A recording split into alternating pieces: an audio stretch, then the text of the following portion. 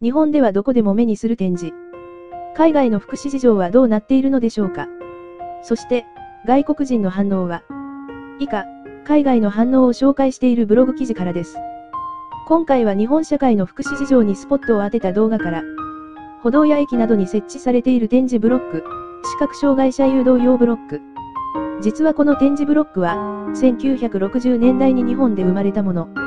旅館業を営んでいた岡山県出身の三宅誠一さんが、視覚障害者の方が交差点で事故に遭いそうになっている光景を目にし、このままではいけないという思いから、考案、発明されたものなんだそうです。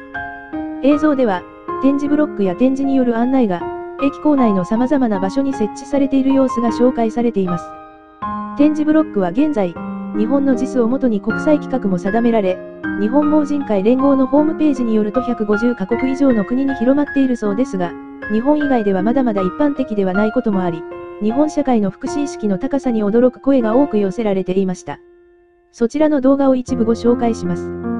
すべてご覧になりたい方は、動画説明欄にリンクを貼っておきますので、そちらからご覧ください。それではどうぞ。He tenido la oportunidad de estar en varios países, pero debo admitir que aquí en Japón se les da más facilidades a la gente con discapacidades. Las estaciones de tren en el área de Tokio están siempre acondicionadas para facilitar el desplazamiento de aquellos que no pueden ver o caminar. Y no nada más en Tokio, en muchos otros lugares aquí en Japón. En el piso podemos ver las líneas amarillas con relieves para que la gente invidente se pueda guiar e incluso no se caigan a las vías del tren. Pero las facilidades no solo se limitan a las estaciones de tren. En las zonas urbanas es común ver también estas líneas amarillas, sobre todo en los cruces, y las banquetas en los cruces están reducidas para minimizar la altura entre la banqueta y el asfalto y poder facilitar el movimiento de la gente en silla de ruedas.